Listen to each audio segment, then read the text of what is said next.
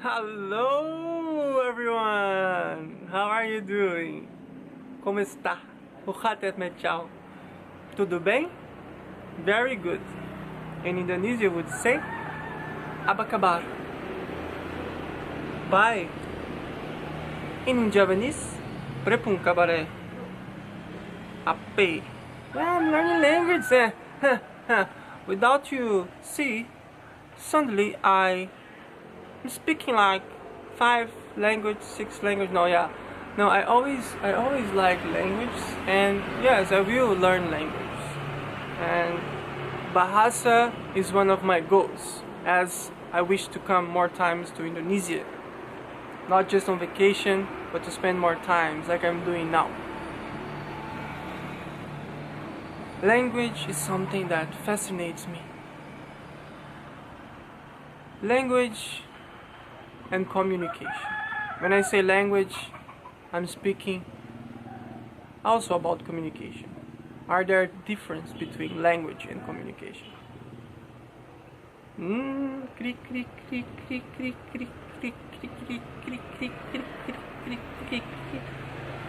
Why I'm talking about that? Because I was reflecting about language and I was thinking about how interesting it is when we travel to another country and we need to adapt to the other culture, to adapt to their way of speaking, to adapt to their way of moving, and I call it accommodation.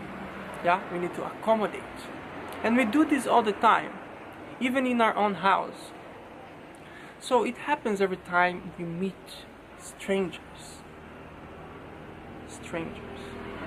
We can even be a stranger to ourselves.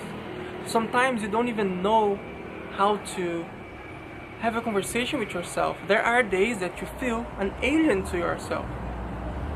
But coming back to language, I think that in beginning of time, very long time ago, people didn't speak English, or Dutch, or Spanish, Portuguese, or Brazilian Portuguese. E aí, mano, beleza? Como é que você tá, cara? Tranquilo. What I did was starting to communicate with the body, and with sound, and with gesture. And we still do that. And actually, most of our communication happen in the body, and in the energy, in your intention, in the tone of your voice, how you project it, because it's related to your emotion. Interesting. Maybe you knew that already. But some people didn't know about that, so it's nice. So let's share and talk a bit more about it. So what happens is that when we talk, what matters actually is the energy, the spirit, your intention. Sometimes you can talk without speaking, just with your intention, telepathy. So how can we exercise that? How can you just sit down quiet and imagine that you are saying something to the wall? You are creating a connection to the wall. For example, now I'm looking to this camera and it's just really a man-made machine. You are listening to me now, but actually in the moment that I was making this video, there was no one. I'm just really now looking to the camera, and there's nobody behind the camera. I'm speaking to the camera, so I'm looking to the camera, but I'm visualizing already that there are people listening to me and seeing me. This is crazy. This is a different dimension. Yeah? If I would imagine that this camera is turned off and it's just this black square thing with an eye looking to me, would I speak the same way? No. But still, coming back to the spirit of things, still, even if this camera would be turned off, I could speak to the spirit of the camera. The same way I can speak to the spirit of the wall, the spirit of the tree. Whoa, wait. Diego, what are you saying? What I'm saying is that you, me, animals, plants, stones, but also any object has a spirit. Some of you believe, some of you never heard about it, some of you are hearing for the first time and immediately relate to that. Spirit is in everywhere. So if you set your intention, you can send love or hate to anything, even to a glass of water.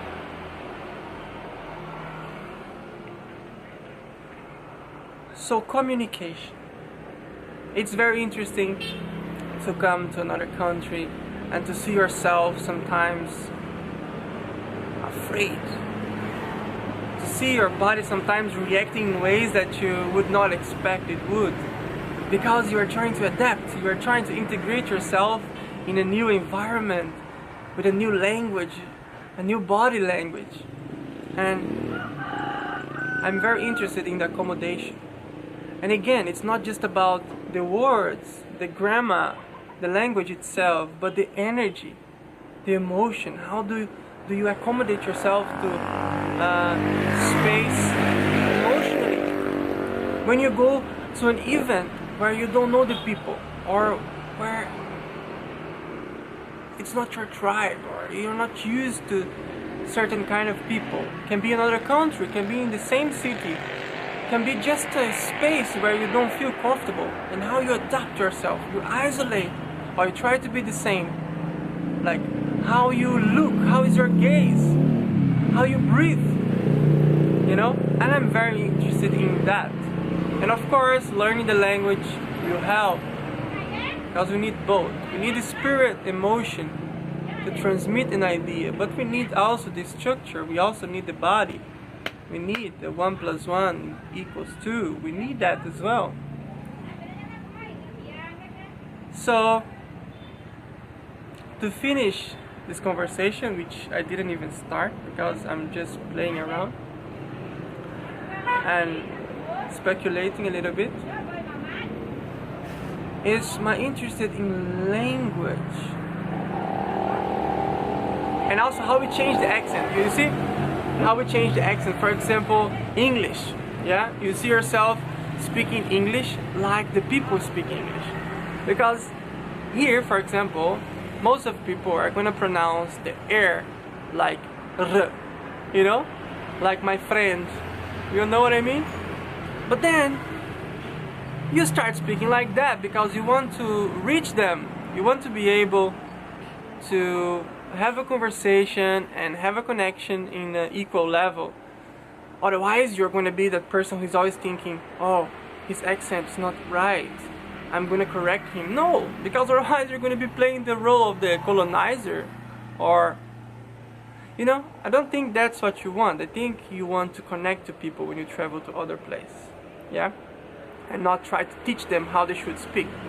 Actually, it's very interesting to realize that, because nobody's supposed to speak with a specific accent.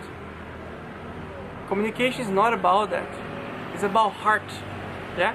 Okay, in formal situations, people will judge you by your accent, by how you dress, by your color, and etc, etc. But we are not talking about that, because it's time to get over that.